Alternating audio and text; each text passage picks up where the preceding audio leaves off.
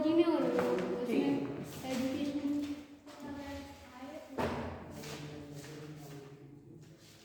हमारे तो एक है किस्मत हमारी बढ़िया है भैया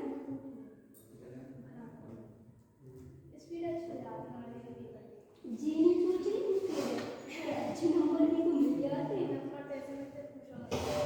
आदर्श वार्ड के बारे में पढ़ के आए हो? नहीं, बुक भी थी और फिर भी नहीं पढ़ा। क्यों? हाँ, टाइम तो बहुत बिजी रहे।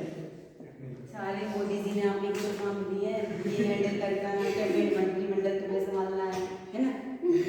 क्या है आदर्श वार्ड? आदर्श देना है। अच्छा, आदर्श देना है। आदर्श वार्ड बताओ, बोलो कोई और किसी को पता है शिक्षा में क्या योगदान रहा है? विचारधारा पे चलते हैं उसकी आदर्श मान है। और ऐसे ऋषि वगैरह हैं शिष्य क्या अपना जिसमें मनुष्य का एक उद्देश्य निश्चित हो, ठीक है? हम एक उद्देश्य को लेके चलेंगे तभी तो उस पर चलेंगे। हमारा उद्देश्य नहीं होगा तो हम आदर्शवादी नहीं होंगे। तो जिसमें मनुष्य का उद्देश्य हो और उसका कल्याण हो और जीवन के अंतिम सत्य की प्राप्ति हो, वो हमारा आदर्शवाद हो। अगर हम सही रास्ते पे जा रहे हैं, हमारा मेन उद्देश्य क्या है? हमें सत्य पे चलना, अपना भी मतलब विकास करना और लोगों का भी कल्याण करना। हमें अगर दूसरों का कल्याण करते जाएंगे तो क्या होगा? अपने नुकसान होगा, मतलब फायदा तो नहीं, लेकिन अपना क्या होगा? लोग हमें अच्छा जानेंगे, ये कहेंगे ये आदमी बहुत ही व्यवहारिकवादी है, ये बहुत मतलब उसकी बातों को मानना चाहिए, ये सत्यवादी इंसान है। तो सत्य की प्राप्ति हो जाती है, क्योंकि हम लोगों का कल्याण करेंगे तभी हमें सत्य की प्राप्ति होती है। अगर हम झूठ के रास्ते पर चलते हैं तो हम कभी लोगों का कल्याण नहीं करेंगे। तो इससे क्या होता है? सत्य की प्राप्ति होती है। और दूसरी बात क्या करते हैं? हम लोगों की सहायता करते चले जाते हैं। यही हमारा आदर्शवाद का सिद्धांत है, जिसमें लोगों का कल्याण करना, सत्य की प्राप्ति करना और जीवन का अहम पहलू पहचानना, ठीक है? तो इन्होंने क्या बताया है? इस विचारधारा के अनुसार दर्शन को 4 भागों में बांटा गया है। दर्शन शास्त्र है जो, इसके अलग अलग पार्ट हैं।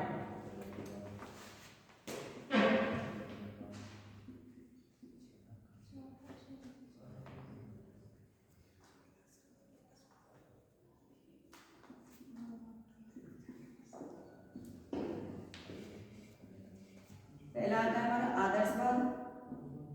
शिक्षा दर्शन का मतलब क्या है? व्यक्ति को आदर्शवाद बनाना,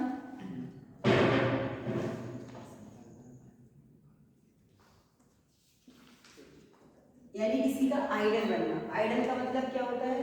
हम किसी के ज्यादा फेवरेट हम किसी को मान लेते हैं, हम सोचते हैं उसकी तरह बने, ठीक है? यही तो होता है आइडल। हमने कहा कि हमें अमिताभ बच्चन बहुत पसंद है, हम सोचते हैं उनकी बातों को मानेंगे, उनके जैसा बनने की कोशिश करेंगे, क्योंकि हमें वो आइडल है, हम उनको भगवान की तरह पूजने लगते हैं। हर किसी का एक अपना आइडल होता है। किसी के पेरेंट्स होते हैं, कोई हीरो को पसंद करता है, कोई किसी दूसरे परमात्मा को पसंद करता है, कोई साधु तपस्वी का आइडल होता है। तो अपने अपने एक आइडल होते हैं। आइडल का मतलब ये है कि हम उन्हीं की विचारधारा को मान के चलते हैं, वो जैसा कहेंगे हम उनकी बातों को एक्सेप्ट करेंगे। अगर उन्होंने कहा कि तुम मेरी बातों को मान के चलोगे तो तुम्हें सत्य की तरफ जाओगे, तो तुम एक आदर्शवादी मनुष्य बनोगे। तो हम एक आइडल बनाते हैं अपना। शिक्षा में क्या बताती है कि हमें आदर्शवाद कब बनना चाहिए, किसी की आइडियल्स कब बनते हैं, जब हम इन बातों को एक्सेप्ट कर लेते हैं, सत्य की खोज में लगे रहते हैं, ठीक है? हमारे जो जितने भी जैसे बौद्ध धर्म आया, हिंदू धर्म आया, तो इन लोगों ने पहले क्या किया? सत्य की खोज भी तो गए, डायरेक्टली तो नहीं बने। अब वो हमारे आइडल हो गए। अब जो हम धर्म में जिनको मानते हैं, गौतम बुद्ध को हमारे आइडल हो गए, क्योंकि हम उनकी बातों को मानते हैं। कई जैन लोग जैन धर्म को मानते हैं, वो उनके आइडल हो गए, वो जैन को मानना चाहते हैं तो उनके आइडल को मानते हैं। किसी ने काम से भगवान को मानते हैं, हमारा शिव जी कौन है? हमारे उनके आइडल हो गए। हमें शिव जी पसंद है, हम उनके लिए पूजा पाठ करेंगे, उनकी बातों को मानेंगे, उनकी किताबें पढ़ेंगे, उनकी आरती गाएंगे। एक व्यक्ति को पसंद करके उनकी बातों को लेके चलना, ठीक है? आएगा आइडियल। दूसरा आता है प्रकृतिवाद।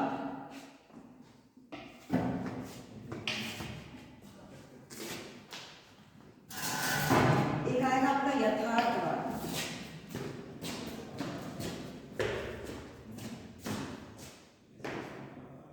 अस्तित्ववाद।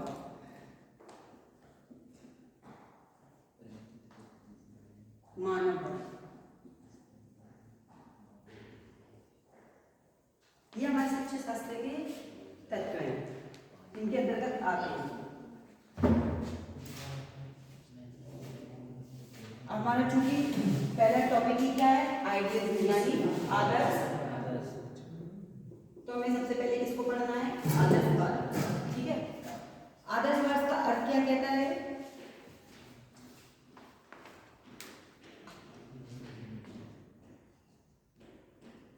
किसी विचारधारा को अपनाना। ठीक है, इसका अर्थ का मतलब होगा हमें अर्थ को डिफाइन करना है।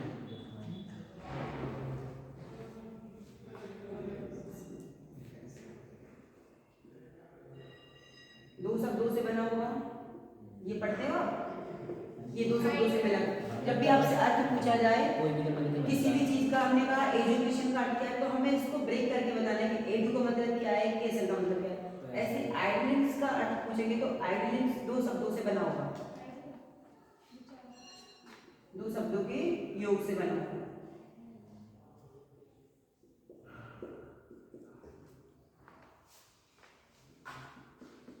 एक तो हो गया आइडिया।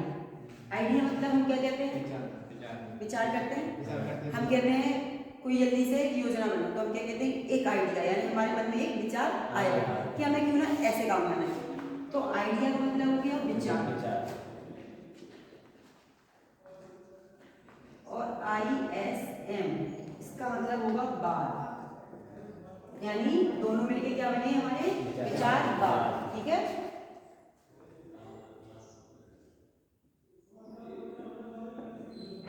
अब इस शब्द की उत्पत्ति कहाँ से होगी?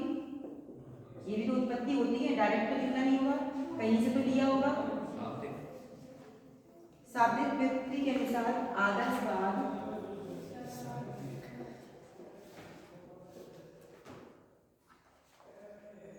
का अर्थ क्या होगा? विचार, विचारों की अभिव्यक्ति। हम विचारों को लेके चलते हैं, फिर वो हम किसी की भी बातों को, किसी की भी आइडियल को बना के चले। हमें जो व्यक्ति पसंद आ गया उनके विचारों को माने। ठीक है, यही होता है। अब आजकल कई लोग रामदेव बाबा की बातें मान के उनको आइडियल मान लेते हैं। रामदेव बाबा ने जो कहा वैसे योग कर, चाहे ऐसा योग बता दें, चाहे आड़ा टेढ़ा हो, पर हमने उनको अपना आइडियल मान लिया। यही तो होता है। रामदेव बाबा की आपने देखे होंगे योग क्लास कितनी चलती है। अब रामदेव बाबा के कई योग बताते हैं, कहीं वो अपने अंदर का बताएंगे, पेट को कैसे करना है, कभी आंखों का बताएंगे, अनुलोम विलोम बताएंगे। तो लोग उनके कितने शिष्य हैं, उनको आइडियल मान के चल रहे हैं, तभी तो उनका रूल्स कर रहे हैं फॉलो। किसी ने कह दिया आसाराम बाबू हमारे आइडियल हो गए, तो आसाराम बाबू के कितने शिष्य थे, भले ही वो गर्जी हो गए, वो बात अलग है, पर बाबाओं को लेके आइडियल मानते हैं। अभी सबसे ज्यादा अभी कौन है? नहीं, अभी सबसे ज्यादा किसका प्रचार चल रहा है? सबसे ज्यादा कौन से बाबा माने जा रहे हैं? हाँ, बागेश्वर धाम वाले बाबा, उनकी सबसे ज्यादा भी आइडियल सुने लोग। उनकी बातों को कितना माना है, क्योंकि उनको आइडियल मान लिया लोगों ने। एक आसाराम बाबू और एक और आते हैं, हाँ, वो मोटे मोटे से, मेरे को नाम याद नहीं है, खैर मैं कम बता रहा हूँ।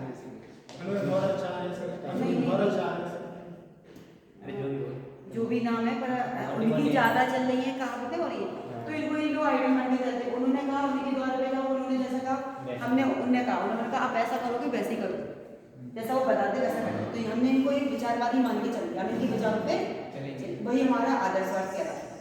आया समझ में आप? ठीक है, अब इसको अपने मन से लिख सकते हो कि नहीं, कि आदर्शवादी क्या है? ठीक है,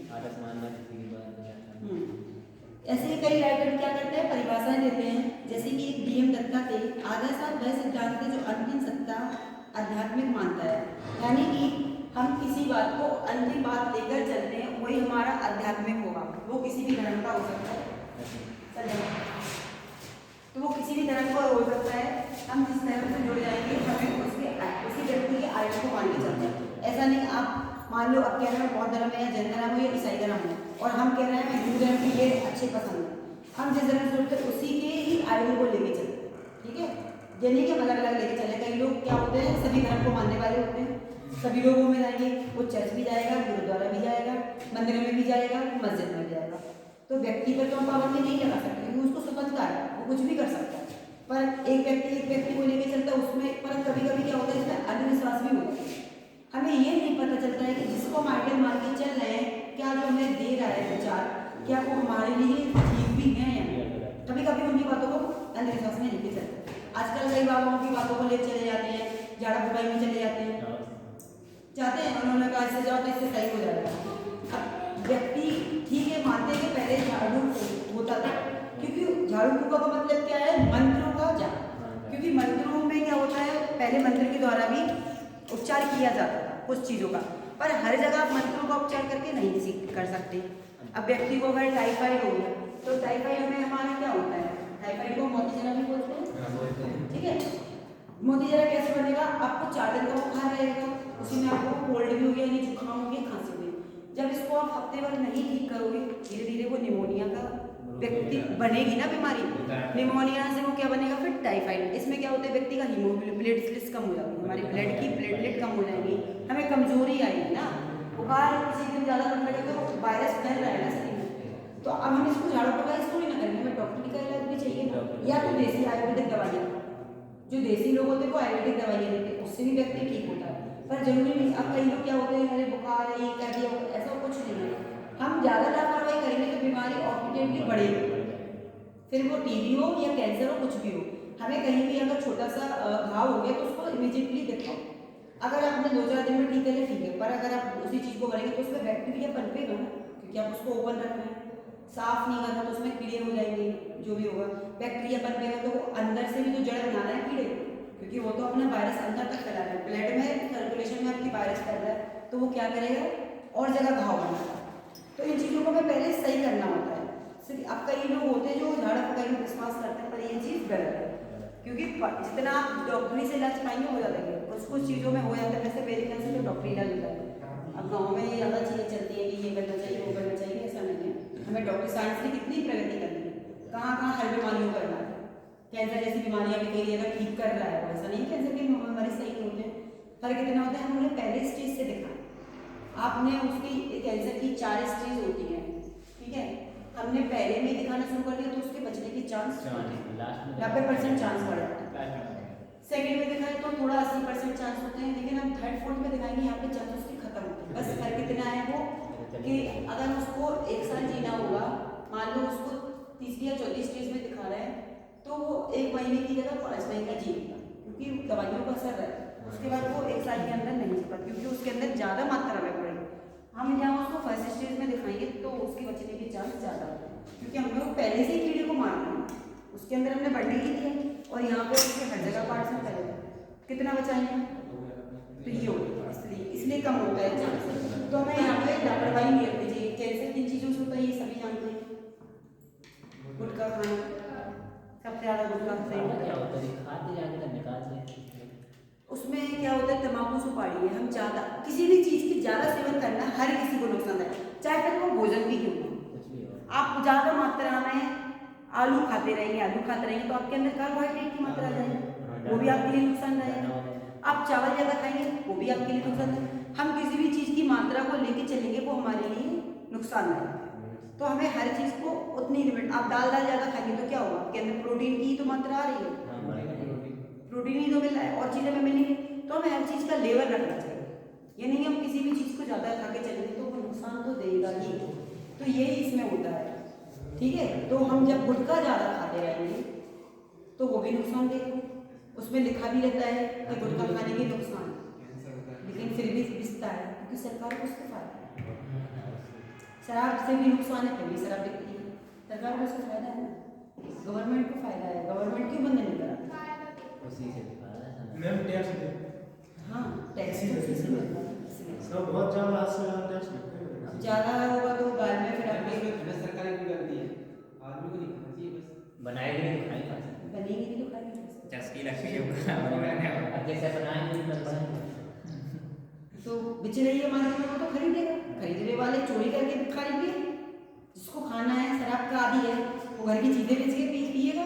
रात के काया पी लेते जो भी हो, जबकि वो एक हानिकारक है, क्योंकि वो अच्छी चीज है, अच्छी चीज नुकसान होती है तो उसको पिएगा, भले ही वो अपने बच्चे को नहीं पढ़ाएगा पर उसको वो ड्रिंक करेगा। अगर मान लो व्यक्ति, अगर हम रेशियो निकालें इसका कि व्यक्ति हमारी जो कच्ची शराब है, ठीक है, उसका रेंज क्या है 20 रुपये, हमने मान ली 30 की बनती है, लेके जाते हैं आगे ये थे बेशक तो तुम वहीं खड़े रहते क्या? ट्राई करी होगी इसने।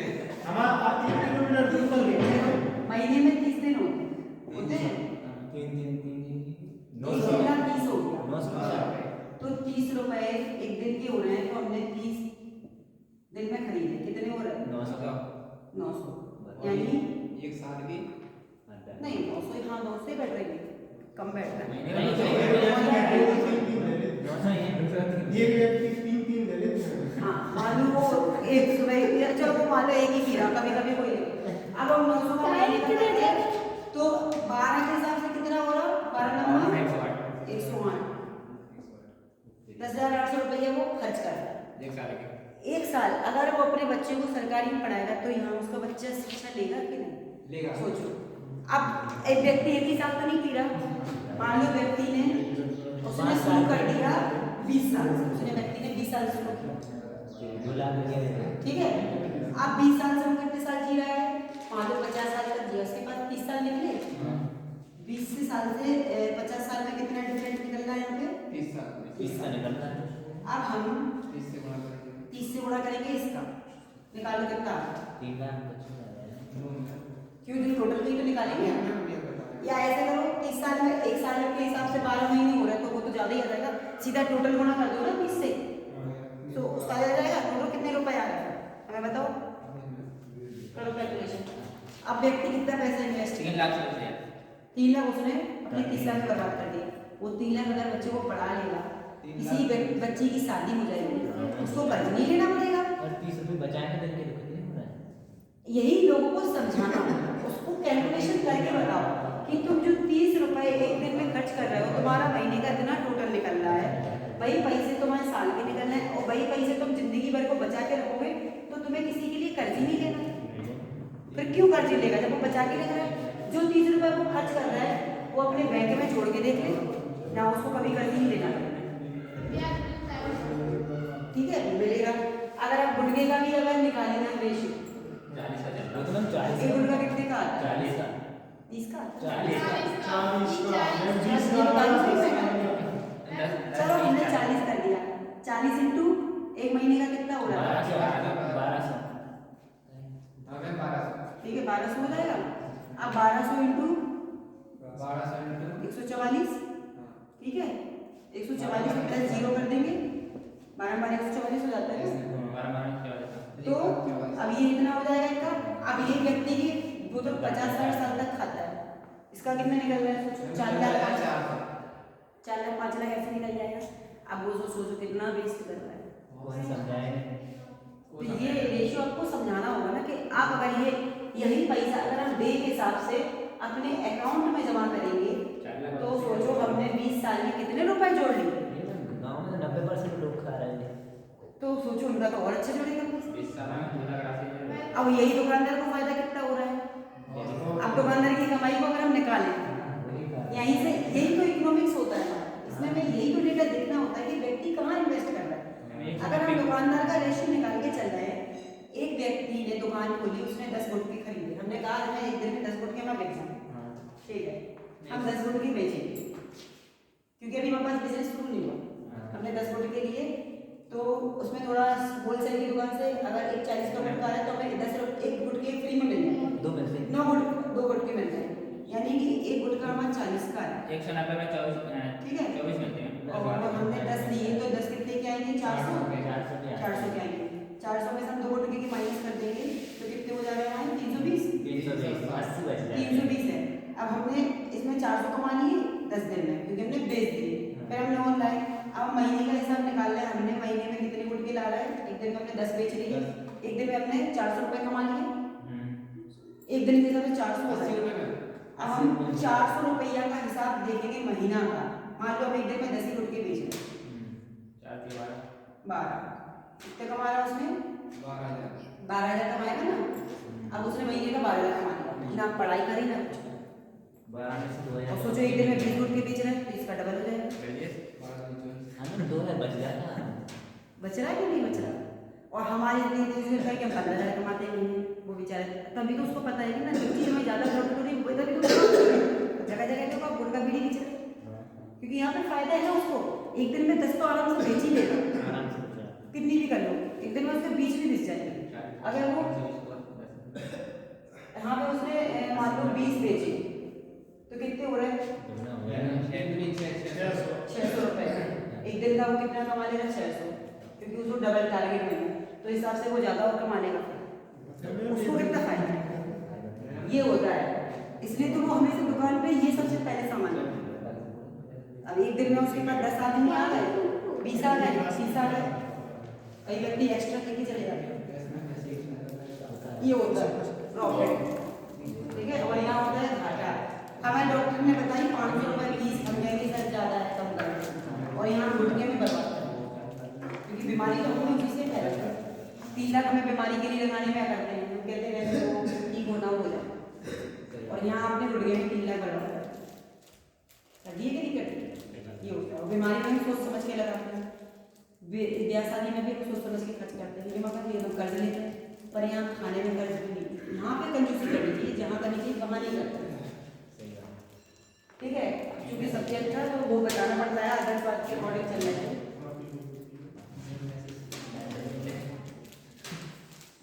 चलो ठीक है, आ गया तेरा समझ में?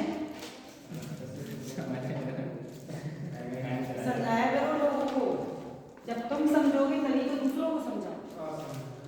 अरे वो ये कहते हैं कि ज्ञान झाड़ रहे हैं मैंने समझाया वैसे जो उल्टी हाथ मैंने समझाया। जैसे हर कोई 10 रुपए रोज बर्थडे खर्च करता है, तो बचाएगा 300। खर्च करना है तो ऐसी चीज में करो जिससे तुम्हें अच्छा मिले, शरीर को प्रॉफिट। मैम तुम बिना बाकी काम नहीं करो सकते काय ये तो- ये मैं तुम्हारा काम कर रहे हैं यहाँ तो काम ही नहीं कर पा रही। ये उन्होंने अपने मन में बिठा लिया, हम जैसे ही वो बैठा लेंगे बात को, वही हम उस हिसाब से काम करेंगे। मेरा मानना है कि मजबूर है ये ऐसे ही है। ठीक है, तुम तो नहीं है ऐसे कि तुम्हें सब जानकारी है ना कितने का काम मिल रहा है, ऐसा तो नहीं तुम ही बेचते हो, काम को जाके दुकान लगाते हो, मेरे हम 30 रुपए पैसा कैसे जाया करो पीछे करने, दोस्त है तुम्हारा। नहीं आगे देते फायदा हो। कहाँ रहते हैं? तो हमसे बहुत दूर है, बीच है 20 किलोमीटर आने में। होते कहाँ? बबी ना मरो मारो इस साइड, और छा इस साइड है उधर से वो वो चल छा सब मरो इस साइड है। पहले मिलता है इसका। पश्चिमी मरो एमपी में ही है ना, हाँ एमपी में, और तुम लोग तो एक ही हो यूपी है ना। हैं? बेहतर जैसे है ना 18 किलोमीटर दूर है अभी तुम्हारा कहाँ? बेहतर है। मुझे नहीं सुना। हाँ बेहतर है। अंदर नहीं, ये रास्ते पहली पहली बार पता चला। ये है। चलो ठीक है, आदर्शवाद की समर्थक, इतना आ गया समझ में? इसमें बड़े बड़े एग्जाम्पल ले लेंगे। 30 रुपए चलेंगे। इसके कौन कौन समर्थक थे? समर्थक जानते हो? विवेकानंद, उसको सपोर्ट किया हुआ है। रविन्द्रनाथ टैगोर, समर्थन करने वाले। तो भाई पूरा आगे चल पीछे पीछे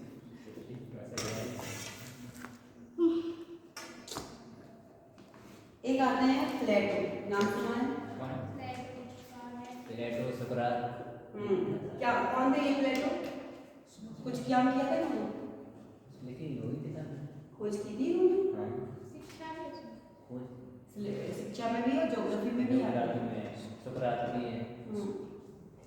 तो इनके अनुसार क्या है? प्लेटो का आत्मनिष्ठ आदर्शवाद शिक्षा यूनानी दार्शनिक प्लेटो के अनुसार विचारों की सर्वोपरि करता है। इनके अनुसार कहा गया है कि विचारों का मन ज्ञान से होता है, ठीक है। इधर इनका मतलब क्या है? विचारों का ज्ञान हमें कहाँ से मिल रहा है? प्लेटो से। अच्छा, मैं विचार मन से मिला है, मुझे विचार है, समझा है। आपके मन में कोई बात होगी तभी तो आप सामने रखोगे। मन की अभिव्यक्ति तो हमारी विचार कहलाते हैं। हम यहाँ बैठे बैठे सोच सकते हैं कि अमेरिका घूमा है, हमने तो सोच लिया, गए तो नहीं, सोच रहे। हमारा मन घड़ी की सुई से भी ज्यादा और समय की चाल से भी ज्यादा तेज चलता क्षमता है उसकी है, सोचने ठीक है। एक सेकंड में हम हजारों बातें सोच सकते हैं, हम कुछ भी सोच सकते हैं। क्या कोई कह सकता है कि नहीं सोच? हमारा मन, तो मन सबसे ज्यादा तीव्र गति से चलता है। तो इनका कहने का मतलब है कि जो हमारा विचार है, जो हमारा ज्ञान है, वो कहाँ से होता है? मन से, ठीक है, प्लेटो के अनुसार।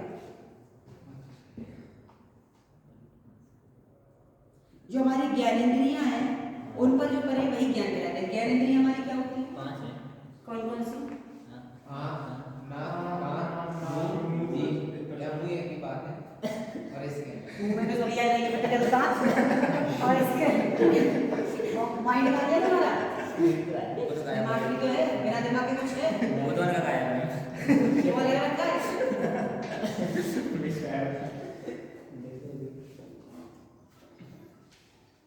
अरे भाई साइलेंट कर दे। इनकी बॉडी सेंस है। 6 सेकंड का। हम पढ़ेंगे वादस्वाद के सिद्धांत। परिवार से अलग अलग आइडिया देती हैं, इनके अलग अलग विचार हैं, इनके हम सिद्धांत पढ़ लेते हैं जो जरूरी आते हैं।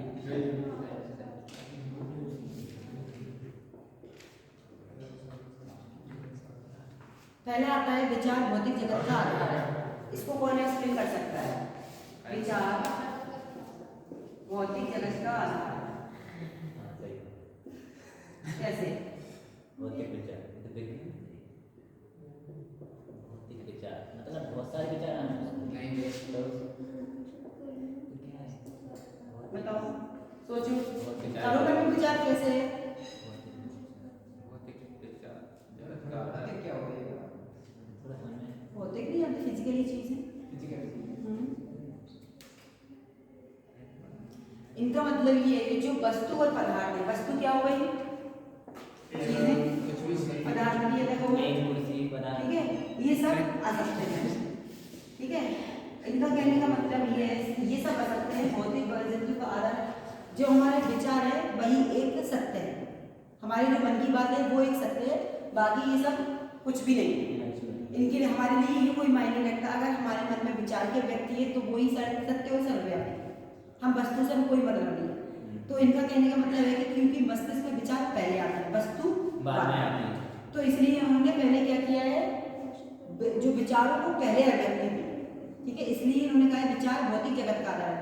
वस्तु जगत का आधार कौन है? हमारा विचार। विचार हम पहले करेंगे। अगर हमें घर का नक्शा बनाना तो हम पहले क्या करेंगे? सोचेंगे। विचार ही तो बनाएंगे कि डायरेक्ट हमने लकड़ी रख दी उठा के? नहीं, पहले विचार आएंगे। पहले हम विचार रखते हैं कि हमें कैसा घर बनाना है। तो इसलिए विचार को भौतिक जगत का आधार मानते हैं। हम भौतिक जगत का आधार ये नहीं कहेंगे कि भौतिक विचार का आधार है, विचार भौतिक जगत का आधार है। भौतिक जगत में हमारी वस्तुएं आ जाती हैं, पदार्थ आ जाते हैं, जो मिनरल चीजें मिलती पेड़ पौधे हमारे भौतिक जगत में आते हैं। इनको आधार हम किनसे करेंगे? तो ना विचार से। विचार पहले है, वस्तुएं बाद में। पहले अपन विचार करेंगे फिर उसके बाद जाहिर सी बात है, अगर तुमने इंटर पास कर लिया, अब तो पहले विचार करोगे ना कि मैं बीए करना है कि बीएससी करना है, कि डायरेक्ट तुम कॉलेज में एडमिशन ले। नहीं सोचिएगा। पहले क्या करते हैं? हम विचार करते हैं। हमें अपना अगर हमें कुछ भी बनना है, डॉक्टर बनना है, नहीं है तो हम पहले विचार करते हैं कि डायरेक्ट हम गए डॉक्टर हो सकते, ऐसे तो हो सकता नहीं है, ठीक है। यही समझ बात। हम दुकान पे जाते हैं, मम्मी ने 10 रुपए दिए, हम सोचते हैं क्या ले 10 रुपए का, विचार ही तो करोगे। डॉक्टर सीधे दे दी दुकानदार को, ला ये सामान दे, ऐसा तो नहीं है कि गए और सामान लेके आ रहा कुछ भी आड़म खड़म। तो बस यही हमारा विचार है। दूसरा आता है भौतिक जगत की अपेक्षा आध्यात्मिक जगत अधिक महत्वपूर्ण है। ये लाइन समझ में आ गई? दूसरा आता है भौतिक जगत की अपेक्षा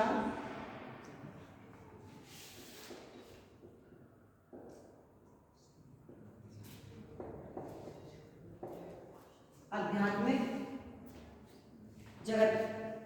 आध्यात्मिक मतलब क्या होता है?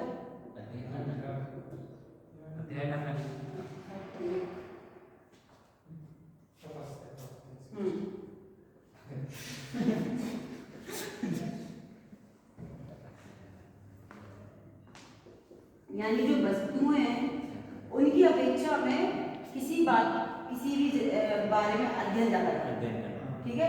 जितना ज्यादा अध्ययन करेंगे वो उतना ही हमें समझ में आएगा।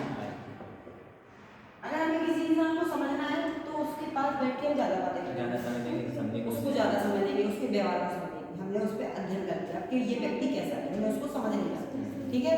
तो यही चीज उनका कहना है कि आदर्शवादी विचारधारा के अनुसार संपर्क जगत के दो रूप होते हैं, एक भौतिक जगत, एक आध्यात्मिक जगत। भौतिक जगत में मतलब हमारी वस्तुएं आ जाएंगी, आध्यात्मिक में हमारा ज्ञान आ जाएगा, विचार आ जाएगा।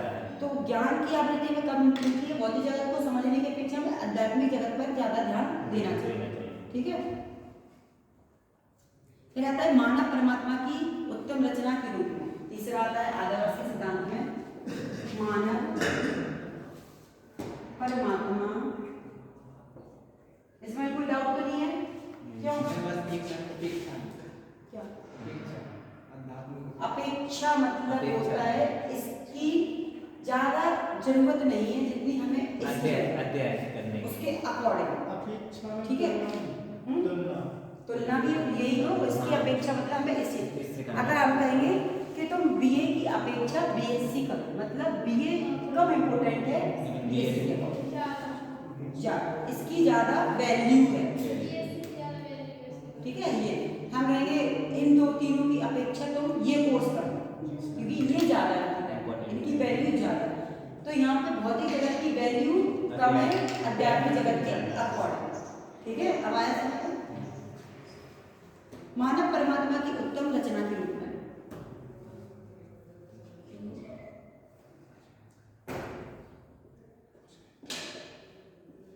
उत्तम रचना के रूप में इससे क्या समझे बताओ? मानव परमात्मा मतलब भक्ति के बारे में, ईश्वर के बारे में बात हो गई इसमें।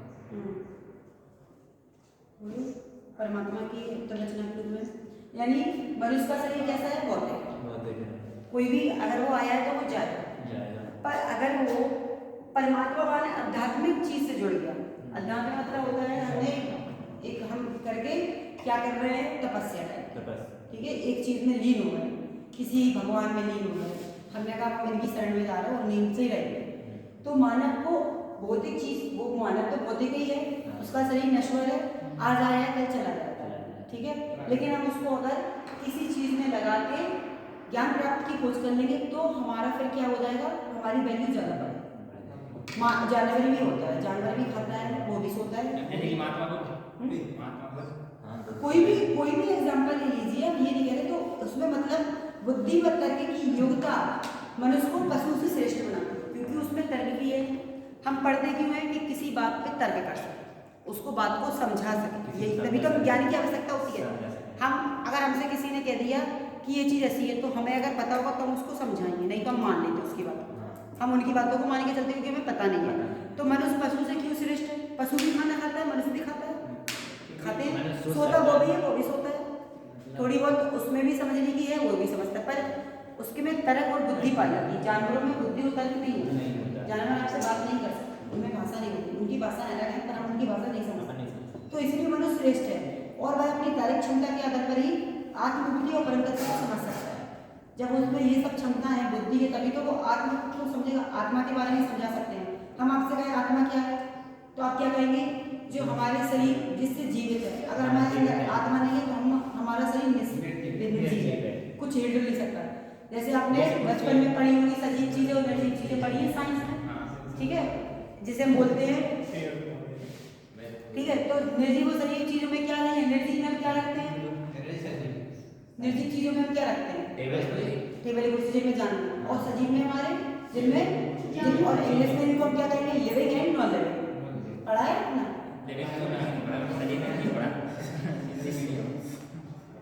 नॉन लिविंग और लिविंग, यानी निर्जीव और ये होता है लिविंग, यानी लिव यानी रहना, और ये हो गया सजीव। तो इंग्लिश में नॉन लिविंग लिविंग समझाते हैं इनको, हिंदी में आप सजीव निर्जीव पढ़ते हो, साइंस में चैप्टर है वो 6-7 क्लास से पढ़ाया जाता है, मुझे तो ऐसा नहीं आता, ठीक है, क्योंकि हम साइंस के टीचर नहीं है पर इतना पढ़ाते रहते तो याद रहता है, तो हम ये चीज़ें पढ़ते हैं। तो इसमें हम यही चीज़ समझाते हैं कि मनुष्य क्या है, एक कैसा है, उसके शरीर में अगर आत्मा नहीं होगी तो वो एक नश्वर है, ठीक है, निर्जीव माना जाएगा। तो और उसमें अगर बुद्धि नहीं होगी तो उसको आत्मज्ञान भी प्राप्त नहीं होगा, ना ही वो ज्ञान जान सकेगा। तो इसलिए उसको मानव को परमात्मा की उत्तम रचना मानी गई है।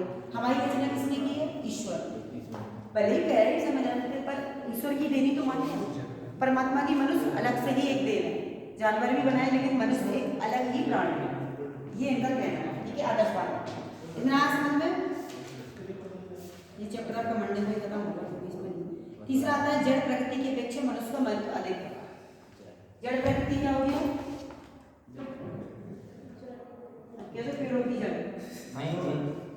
पेड़ों की जड़ होती है, मनुष्य में जड़ प्रकृति की। अपेक्षा हाँ तो जी तो है मनुष्य का मैं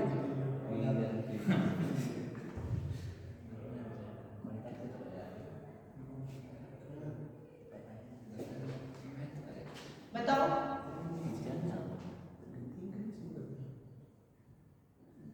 इसको समझा कौन समझाएगा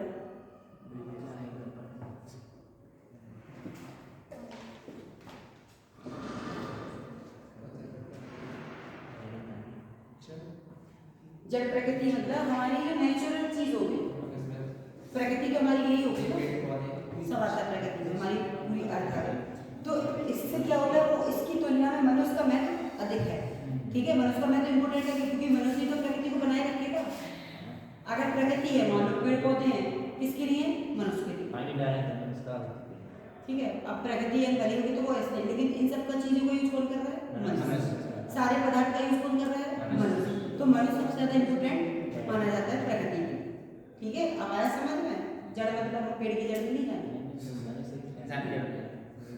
इसमें टाइम दो कितना होगा